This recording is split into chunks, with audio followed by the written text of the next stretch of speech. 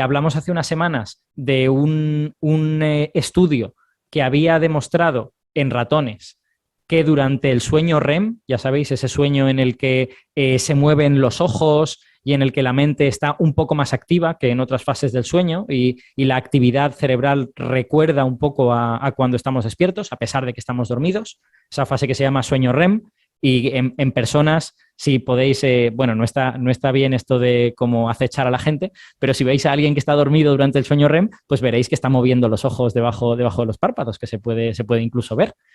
Bueno, en este artículo con ratones, lo que se había demostrado es que cuando los ratones movían los ojos durante el sueño, se activaban en el cerebro las partes del cerebro que se activan cuando uno mueve la cabeza hacia un lado y hacia otro. Hay una parte del cerebro como que registra en qué dirección está mirando nuestra cabeza, es una especie como de memoria RAM de hacia dónde mira nuestra cabeza en el cerebro, y con estos ratones se ha podido demostrar que el movimiento de los ojos y el lugar hacia donde el cerebro cree estar mirando durante el sueño estaban perfectamente correlacionados, lo cual sugiere que efectivamente los ojos durante el sueño REM se mueven porque estamos teniendo un sueño en el que creemos estar moviendo la cabeza hacia algún sitio. Al menos es una sugerencia. Demostrar eso de forma dura será mucho más difícil, pero como mínimo es una sugerencia de eso.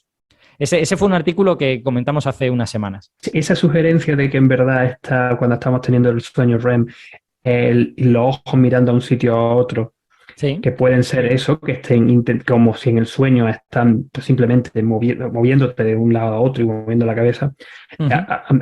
No sé hasta qué punto podría ser completamente así, dado que parece ser, ¿no?, que el movimiento es súper rápido de los ojos. Sí. No es, no es una cosa que sea que miro para acá, te esperas y miras para el otro lado, sino que una cosa súper rápida.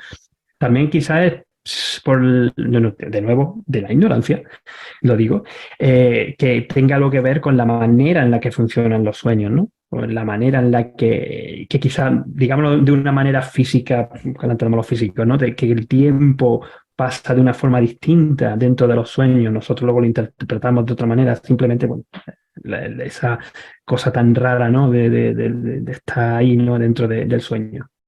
Pues fíjate, No sé. tengo buenas noticias para ti, porque aunque eso no está establecido, porque quiero decir, no sabemos si los ratones sueñan, ¿vale? Sabemos que le suceden toda una serie de cosas que son análogas a las que le ocurren a los humanos. Y cuando le preguntas a un humano en esa situación, te dice, sí, he soñado, ¿vale? Pero al ratón no le podemos preguntar. Entonces eso no lo sabemos exactamente. Pero lo que sí podemos ver es comparar la actividad del ratón cuando está despierto y esta especie de pseudoactividad que ocurre durante el sueño REM y que recuerda a la actividad cuando está despierto, y lo que nos damos cuenta es que todo es más rápido en el sueño REM. Los movimientos de los ojos son más rápidos, los movimientos que registra esta parte del cerebro que dice hacia dónde estamos mirando también son más rápidos. O sea que sí hay una cierta sensación de que es la vigilia, pero a cámara rápida, lo que está ocurriendo durante el sueño REM. Ahora, demostrar que eso es cognitivamente así y que efectivamente el sueño es una especie de realidad a cámara rápida, eso es totalmente distinto y mucho más difícil de hacer y no se ha hecho hasta donde yo sé. Pero digamos que hay indicaciones que van en esa dirección. Y en este paper lo dicen explícitamente porque hacen la comparación. Qué curioso, ¿eh? Qué coste que no me había leído el paper. Es que hacen un muy buen trabajo en el paper, porque claro, tú, si solo ves al ratón cuando está durmiendo, vas a ver una serie de cosas que te resultan difíciles de interpretar. Tú lo que necesitas es comparar eso con una situación que dominas mucho mejor, que es cuando el ratón está despierto. Cuando el ratón está despierto, tú puedes ver hacia dónde está mirando la cabeza, puedes ver si está activo o no activo, puedes ver si está interesado por algo o no. Entonces, en realidad, la mitad del paper era esto es lo que pasa cuando está despierto y la otra mitad es ahora vamos a ver el sueño REM y vamos a comparar y ver lo que ocurre. Y una de las cosas que encontraban, que era muy pequeñito, era un comentario relativamente breve, era esto de que todo ocurría como más rápido, ¿no? Era análogo, pero a cámara rápida.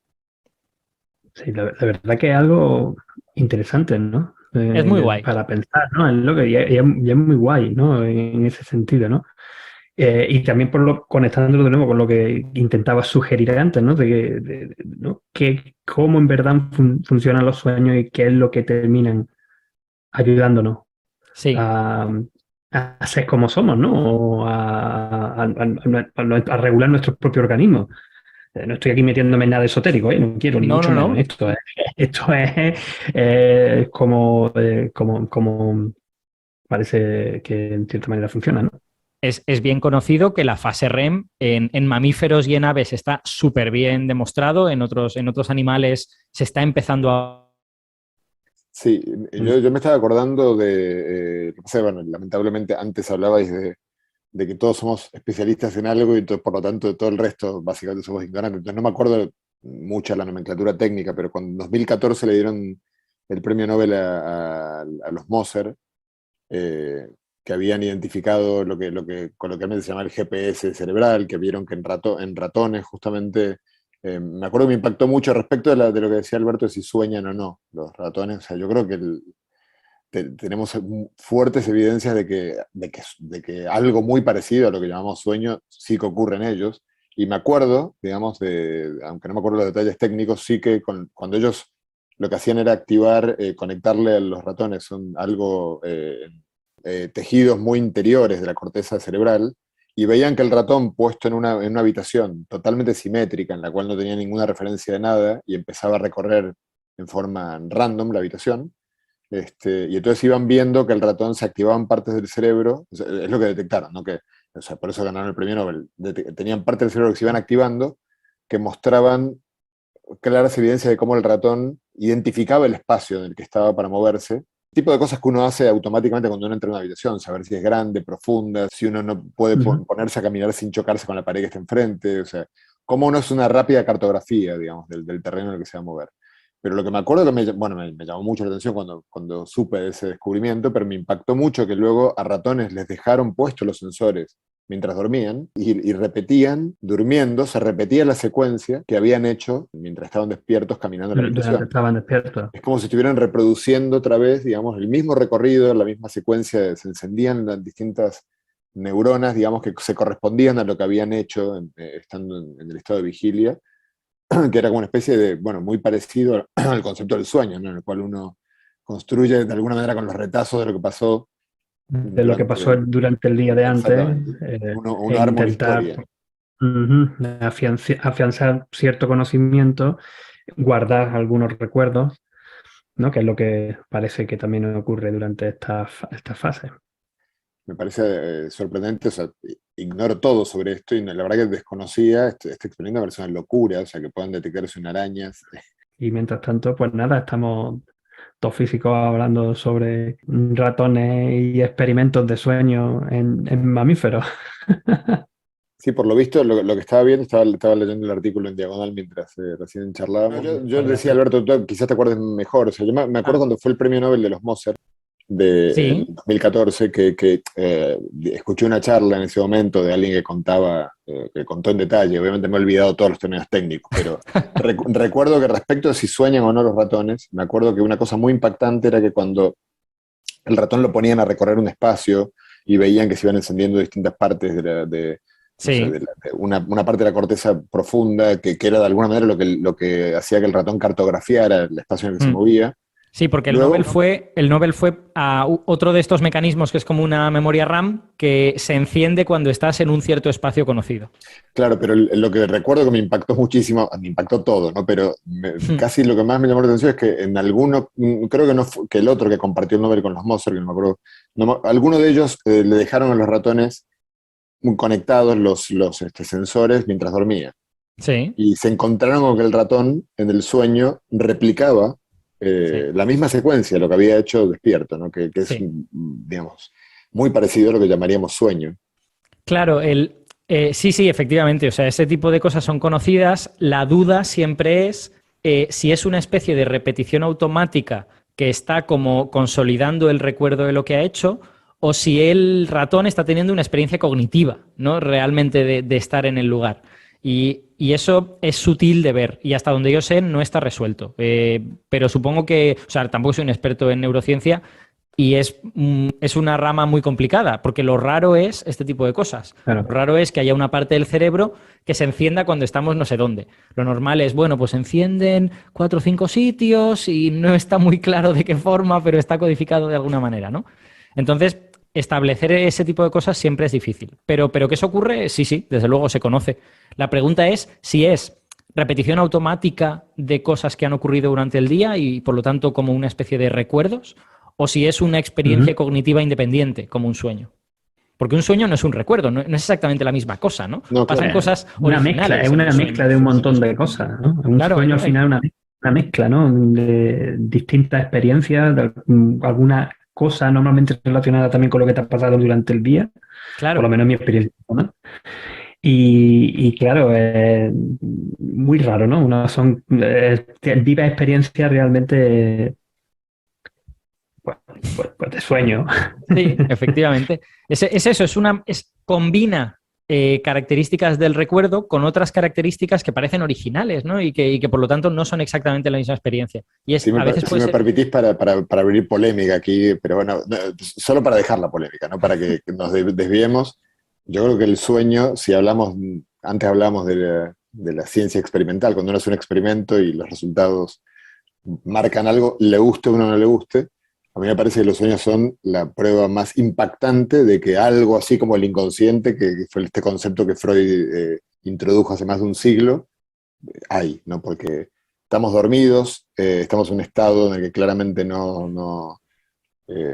cerebro, bueno, la conciencia está, por así decirlo, apagada, digamos, y sin embargo, nuestro cerebro solo está armando historias que evidentemente están hechas en parte de recuerdos, pero todos los que hemos tenido un sueño, digamos, sabemos que no es el recuerdo, no es la repetición, es una Exacto. resignificación que en muchísimas ocasiones, bueno, muy pocas veces lo recordamos bien, pero cuando lo recordamos muchas veces tiene un sentido. O sea, nuestro cuerpo creó una historia que tiene un sentido, digamos, que no se nos hubiera ocurrido, que no lo pensamos, no fue algo pensado.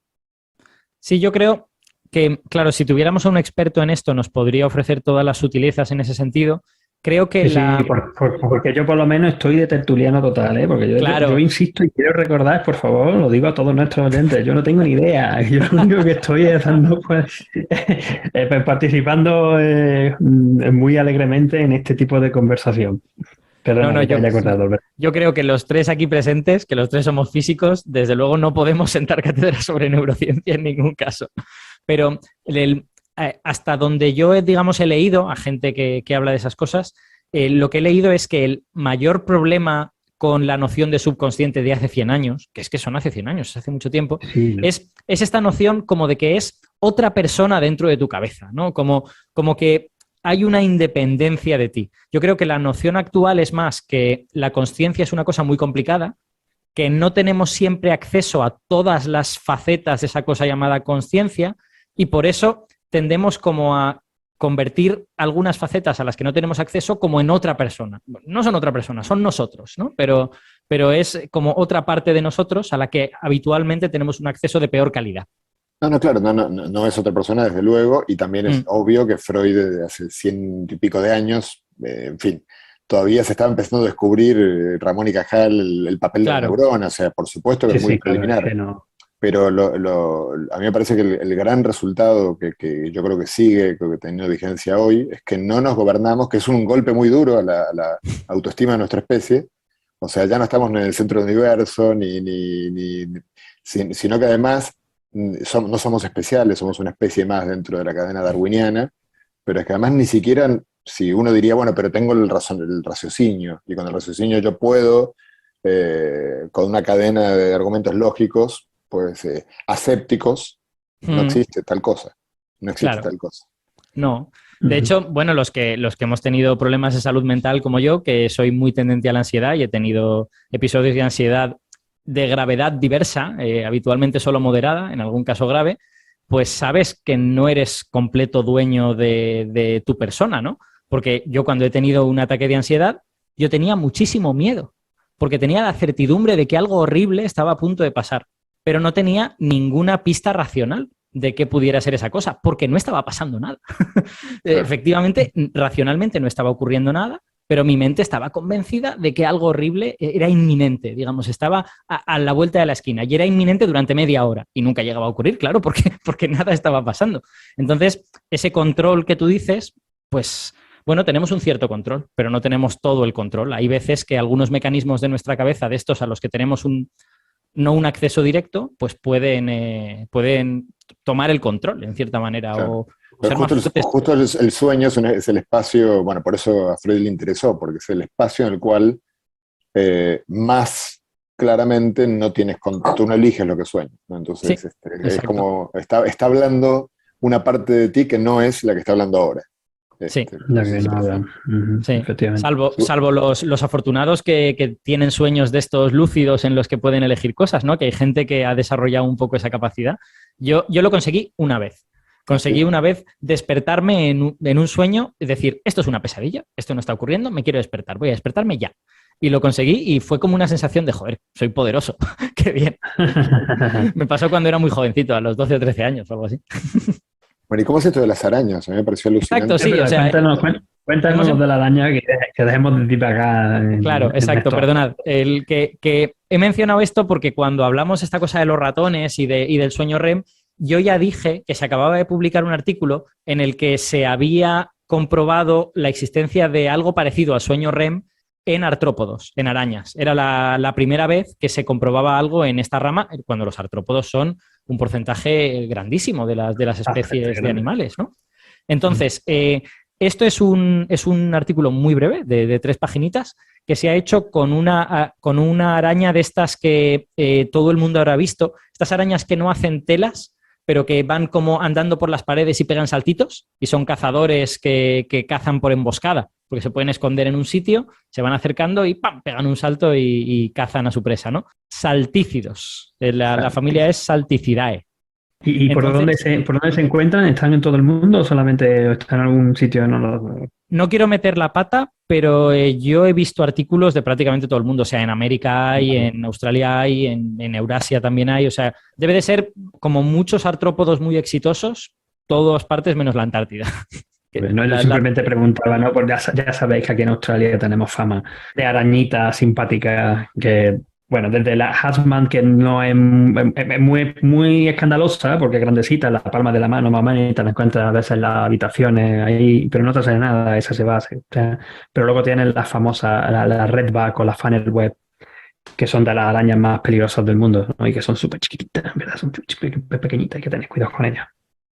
Pues mira, lo estoy mirando en Wikipedia, que es Nuestro Señor y Salvador, y lo que veo es que los altícidos están efectivamente en todo el mundo, menos en el interior de Groenlandia y algunas islas muy septentrionales de Canadá. O sea que básicamente menos en las zonas fuertemente Hola, polares. Porque, digamos, están también en la costa de Groenlandia, es altícidos en la costa de Groenlandia. O sea que, vamos, todo el mundo. Viven. Es que es un grupo muy, muy exitoso. Además, es un grupo de arácnidos relativamente derivado, en el sentido de que ya sabéis que la mayor parte de arañas tienen 8 ojos. En el caso de los saltícidos, tienen 2 ojos principales que están en la parte delantera de la cabeza y que son los que les sirven para localizar a las presas, y luego tienen 4 ojos secundarios en la parte lateral de la cabeza. Y hay otros 2 ojos que están súper atrofiados en la mayor parte de especies y que, bueno, siguen siendo ojos, siguen estando ahí, pero ya no son tan útiles como eran porque no les hacen falta. Es que se han convertido en cazadores binoculares, se han convertido en cazadores que utilizan sus 2 ojos grandes para localizar a las presas. Y esto forma parte del paper que quiero contar. O sea, no es información random, sino que es información que nos va a ser útil para lo que estamos viendo. Porque el problema de localizar sueño REM en artrópodos es el siguiente. Hay varias maneras de localizar este sueño REM. Una de ellas sería hacerles un electroencefalograma, ¿vale? Ver cómo es sus ondas cerebrales durante el día, ver cómo es cuando están, iba a decir durmiendo, pero es curioso porque establecer que un artrópodo duerme tampoco es trivial. ¿Cómo sabes si un artrópodo está Eso durmiendo? iba a ser precisamente una de mis preguntas. ¿Cómo se sabe que el bicho este está durmiendo? Claro, Porque ya no es tan trivial como en el ratón o como un mamífero como nosotros, ¿no? Porque cómo duermen las arañas.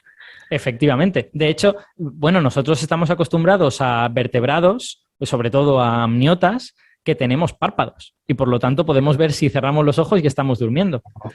Es una manera de verlo, pero los artrópodos no tienen párpados. Los artrópodos no cierran los ojos, las moscas no cierran los ojos, ¿vale? Entonces, con este tipo de animales y con animales incluso más sencillos como las medusas, lo que se hace es recurrir a estados de reposo prolongado de los que es difícil sacar al animal. Es lo que se llama el arousal limit, el límite de, ¿cómo traducir esto al español? El límite de consciencia o de despertarse o algo por el estilo, ¿no?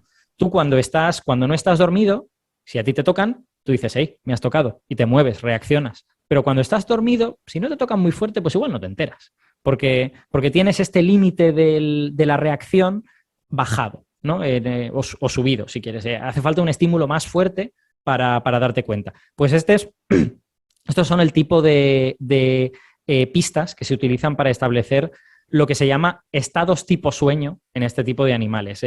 La gente es tan prudente que ni siquiera se atreve a hablar de que están durmiendo. Se habla de que tienen estados tipo sueño, ¿no? De alguna forma.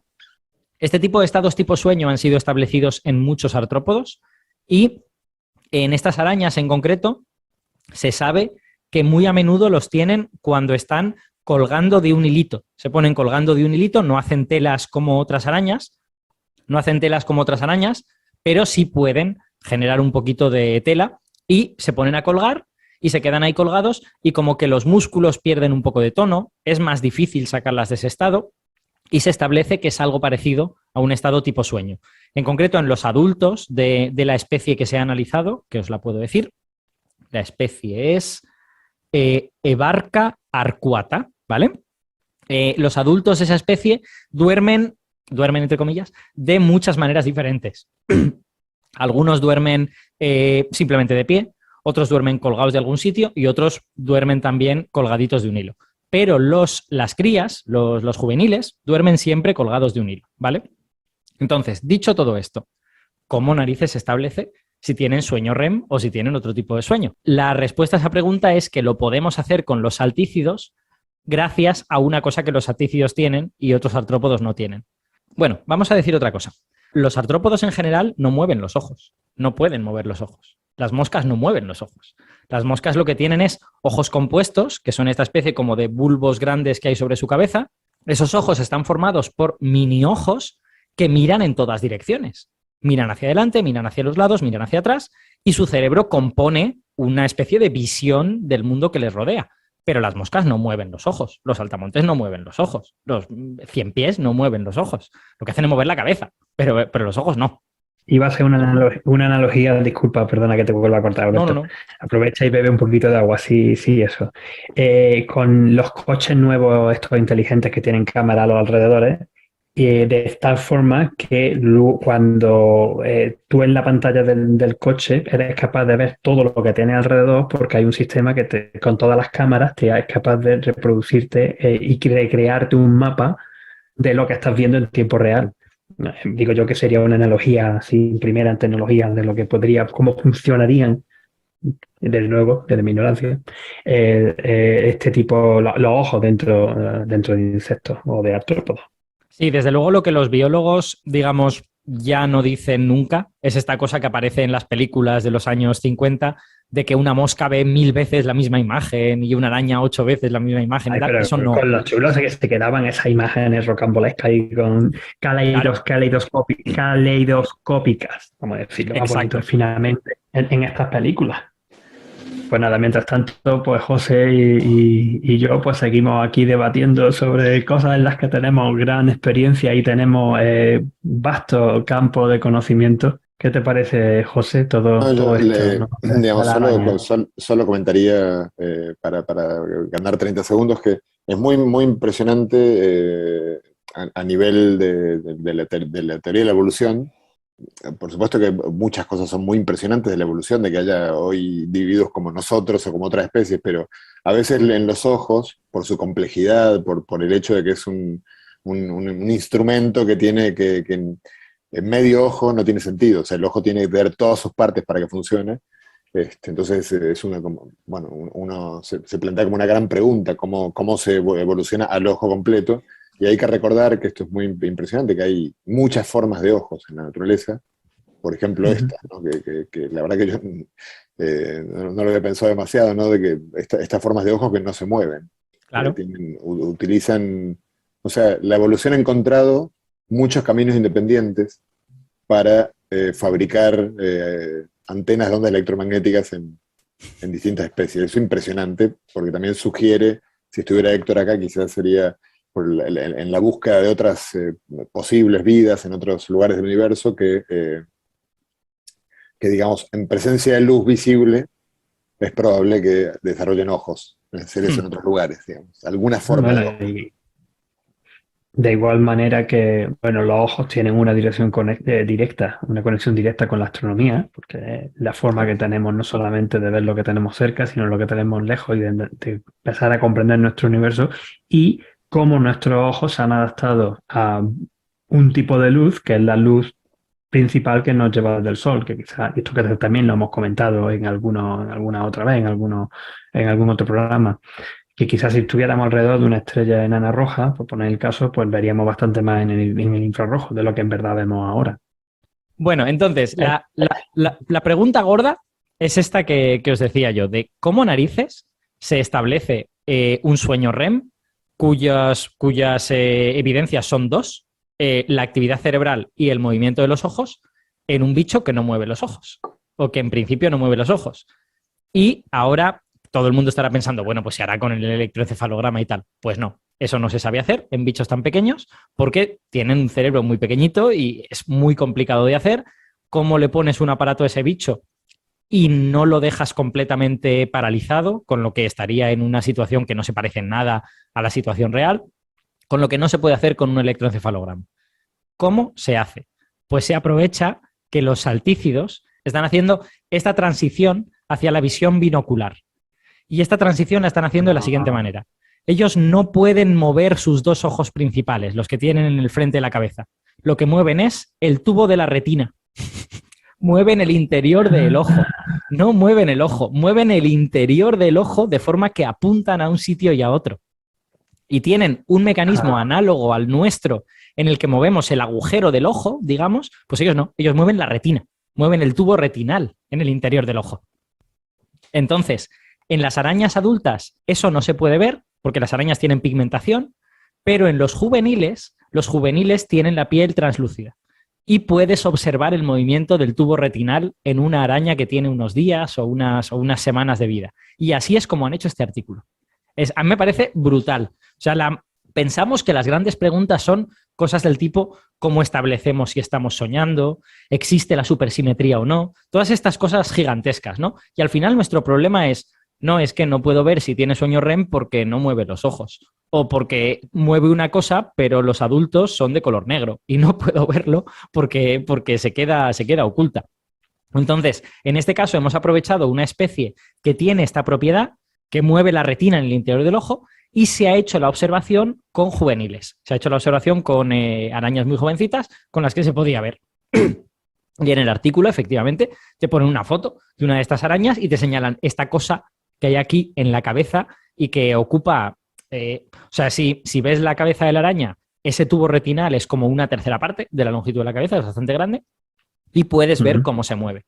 Entonces, lo que han hecho es observar a juveniles que están en este estado similar al sueño, colgados de un hilito de tela, y ver cómo van moviendo los ojos y le suceden otra serie de cosas. No solo mueven los ojos, sino que también tienen como movimientos espasmódicos de las piernas, que es algo que también ocurre durante el sueño REM. No es uno de los rasgos principales del sueño REM, pero durante el sueño REM nos movemos un poquito. Hacemos como movimientos de las manos, de los brazos. Algunas personas se mueven mogollón durante el sueño REM, pero es una minoría. La gran mayoría se mueven quizás solo un poquito, y en ratones también pasa lo mismo. Mueven un poquito las patas, mueven un poquito la cola. Y estas arañas se observa exactamente eso. Lo que han hecho es monitorizarlas durante las 12 horas de sueño, y lo que han visto es que hay periodos en los que a la vez se mueven estos tubos retinales y se mueven también las patas como con estos movimientos un poquito espasmódicos. Y además han sido capaces de distinguir movimientos mucho más coordinados de este tipo de movimientos espasmódicos, porque a veces la araña se despierta y se pone a hacer cosas, como limpiarse o recolocarse o algo por el estilo. Y ya son capaces de distinguir entre estos dos tipos de movimiento y ver que durante el sueño tienen unas fases, que os puedo decir cuánto duran, déjame que mire los numeritos. Lo que tienen es que estos periodos de movimiento de los tubos retinales duran de media unos 77 segundos, un poquito más de un minuto. Y entre ellos el espacio que hay es de, a ver, déjame que lo mire, 17 minutos. Con lo que cada cuarto de hora más o menos se pasan un minutito en esta especie de estado de sueño REM. Y se observa otra cosa que también se ve en mamíferos, que es que a medida que avanza la noche se espacian más esos sueños REM y son un poquito más largos también. Con lo que, fíjate qué cantidad de evidencia estamos teniendo que relaciona a estas arañas con lo que estamos viendo en mamíferos, básicamente, que están evolutivamente súper lejos unos de otros. Por supuesto. Por supuesto. Y esta araña, o sea, en verdad también duermen un montón, ¿no? Porque si dices que hay unas 12 horas de sueño al día. La verdad es que a mí también me parece mucho. No puedo dar respuesta a esa pregunta. Cuando lo leí dije, ostras, sí que duermen, ¿no? Las arañas para ser animales tan chiquitines. Pero igual es que son muy eficientes cazando y tampoco necesitan gastar más energía.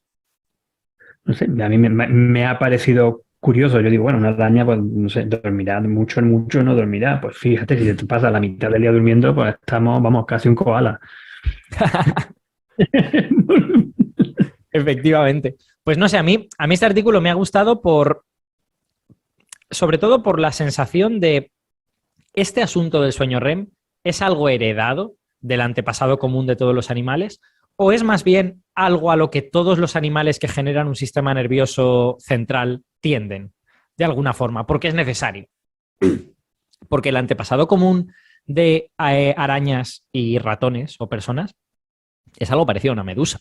O sea, no es tan... Eso tiene que ser algo bastante primitivo. Es muy primitivo y ahora no quiero afirmarlo y meter la pata, pero yo creo que el antepasado común no tenía sistema nervioso central. No tenía cerebro, digamos. El sistema nervioso central creo que ha evolucionado de forma independiente en las dos grandes ramas, la que lleva a los vertebrados y la que lleva a los artrópodos, que son las dos grandes ramas de los animales. Entonces, sería interesante establecer esto para saber si el propio sueño se sabe que es anterior a la separación de esas dos grandes ramas, porque hay medusas que tienen estados similares al sueño, como estos que he descrito. Y eso está descrito desde el año 2017. Esto, de todas formas, a mí también me deja totalmente fuera de juego. Eso de que pueden decir que las medusas sueñan, esto parece como no sé, empiezan... No, cuidado, las medusas duermen. Sueñan es otra cosa. O sea, tienen estados similares al sueño, pero no se ha establecido algo similar a sueño REM en medusas, ¿eh? Eso no, que yo sepa. Duermen. Ya, pero yo lo del sueño, era por lo de la... perdón, lo he intentado hacer una gracia que no me ha terminado saliendo bien, así estoy ya de espeso hoy. Lo de aquel famoso anuncio de sueña en las nubes o algo así, esto, una cosa así. Por eso, ¿no? Porque pensás que una medusa, incluso que llegue a estar durmiendo, a mí me parece una cosa rarísima. Lo sorprendente del sueño en medusas, del dormir en medusas, es que la medusa no tiene cerebro. Y que mucha gente, antes de ese paper, pensaba que para necesitar un sueño, tú necesitabas un sistema nervioso central. Claro. Porque el sueño tenía que ver pues, con consolidación de recuerdos y con cosas de estas complejas que ocurren en el cerebro. Pero no. Estas medusas, que son unas pocas especies en las que se ha establecido, necesitan el sueño igual que nosotros, a pesar de que no tienen cerebro. Ahora, la siguiente pregunta es, ¿este estado de sueño REM, que vemos que es parecido en muchos animales de diferentes taxones, es también ancestral? ¿También le ocurre a animales que no tengan sistema nervioso central? ¿O ese sí que es propio del sistema nervioso central? Y esa es una pregunta que todavía no conocemos y que será interesante desvelar. Yo creo que en las próximas décadas se responderá esa pregunta.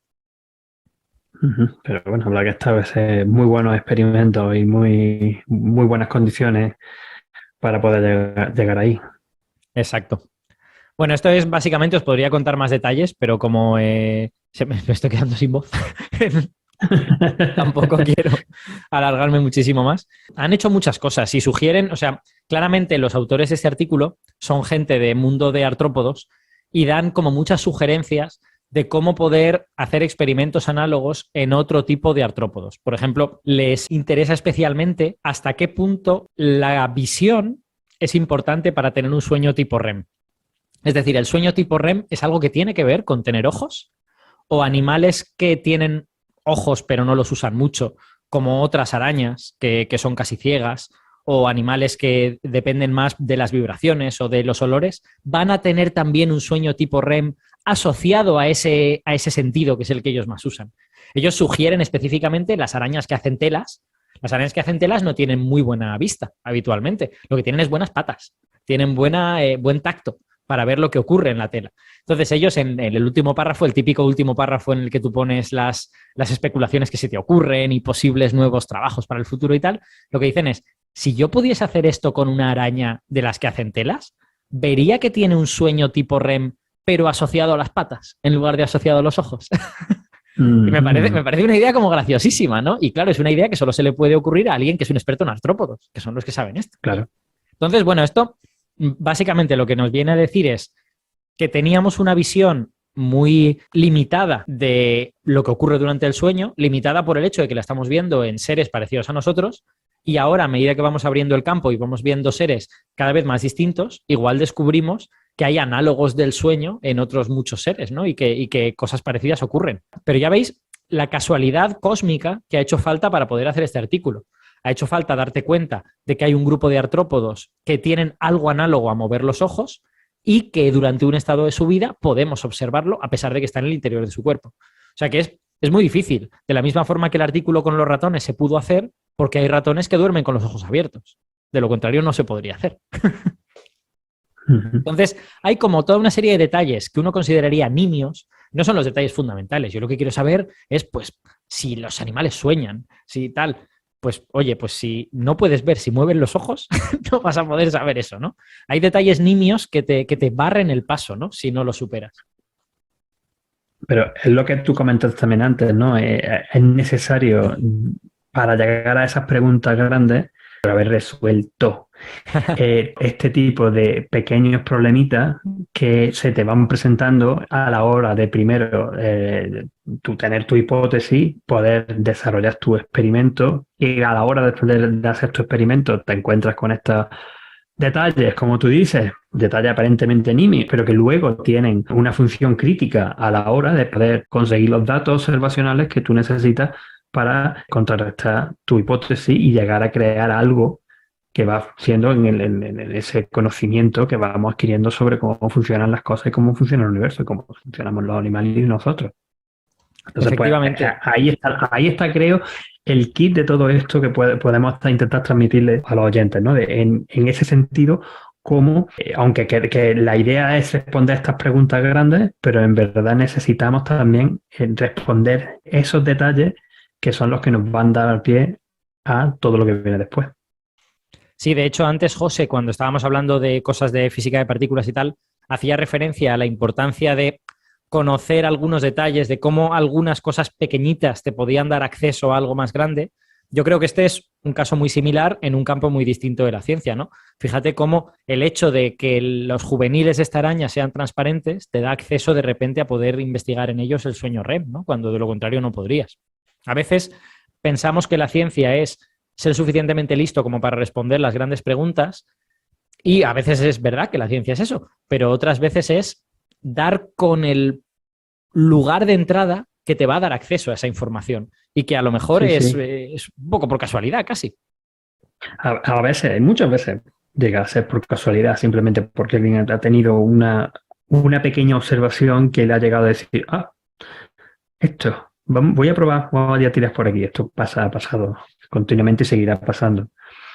Y también por eso también lo podríamos conectar a algo que quizás no se le da demasiada importancia, pero creo que la tiene cada vez más, a pesar de la complejidad y lo difícil que llega a ser, que es la multidisciplinaridad, ¿no? Y si uno tiene ciertos conocimientos de un campo, pero también sabe un poquito de otros tipos de campos o de otros tipos de investigaciones que pueden estar más o menos relacionadas o no, pero luego eso te da un bagaje interior que te ayuda a la hora de poder encontrar esos pequeños detalles. Ay, mira, voy a aplicar esto que parece que he escuchado en esta charla o en esta investigación he leído en este artículo que se hace en este tipo de sistemas, a ver si se puede aplicar algo parecido modificándolo para este caso en particular, que aunque parece que no tenga mucho que ver.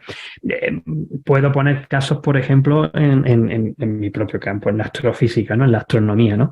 En decir, por ejemplo, durante muchos años, y esto creo que lo hemos comentado muchas veces, un astrónomo era o un astrónomo que solamente observaba con los telescopios normales, con los telescopios ópticos, otro era un astrónomo que observaba con radiotelescopios, otro un teórico que intentaba hacer solamente pues, sus simulaciones y progresar por ahí, ¿no? Y sus modelos. Y cada vez, afortunadamente, se está tendiendo más a mezclarse entre nosotros, porque se está viendo el enriquecimiento y lo fundamental que es pues, tener estos conocimientos pues, de óptica, de infrarrojos, de radio, astronomía, de onda de rayos X, de ultravioleta y con fundamentos de los modelos. Es posiblemente algo así. Claro, esto es aplicado a la astrofísica en particular. Entonces, lo que quería en verdad poner en pie es algo mucho más amplio en que distintas ramas de la ciencia puedan llegar a dar ideas a otras, digamos, de alguna manera astronomía, biología o química a ciencias, bueno, química, ciencias geológicas, desde luego sí, pero bueno, algo así, ¿no? De estos pequeños detalles.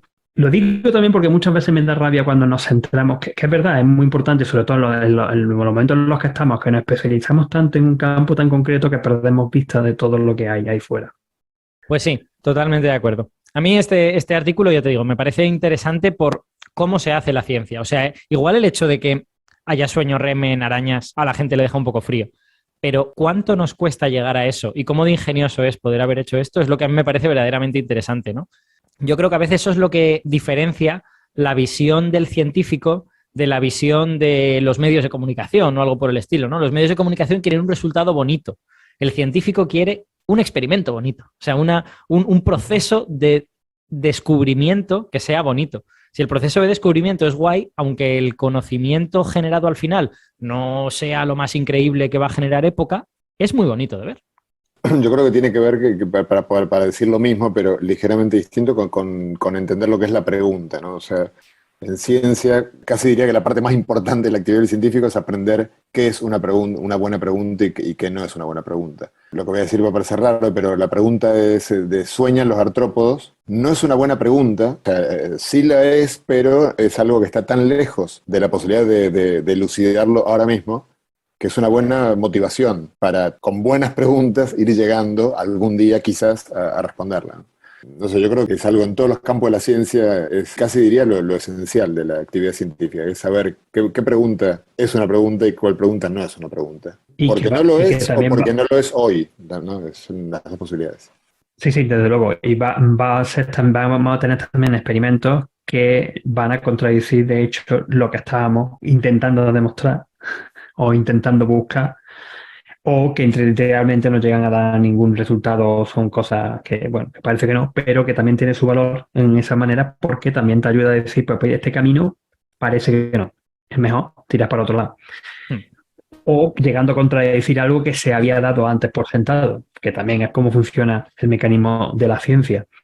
Conectándolo, por ejemplo, a cuando hemos estado viviendo la ciencia en directo, por ejemplo, en los últimos años con el desarrollo de las vacunas para el COVID. Al parecer, al principio, ¿no? La sensación pública, ¿no? De que teníamos cosas contradictorias, porque al principio nos dicen, unos científicos dicen una cosa, los otros dicen otra, no os ponéis de acuerdo. Bueno, sí, es que eso es lo que siempre hacemos, peleando en este sentido, con argumentos, con bases científicas, y pues seguir con el desarrollo de distintos experimentos y distintos pruebas para llegar a ver qué es lo que realmente el sustrato que está debajo, ¿no? Que llega a construirte tu modelo y tu conocimiento de este campo en concreto. Y ese es el signo de salud de la ciencia. O sea, justamente Efectivamente. uno debe sospechar de aquellas actividades en las cuales los saberes duran demasiados siglos, ¿no? Porque es muy raro. O sea, normalmente nos equivocamos, entonces lo normal es que uno se equivoque y mañana se equivoque un poco distinto a hoy para ir, no sé, en alguna dirección, pero si uno en 200 años, con esta idea de este es un saber milenario, hace 5.000 años que justamente hay que huir de los saberes milenarios, de la mayoría de ellos, no de todos ellos, pero la mayoría de ellos. Ese también es muy buen punto.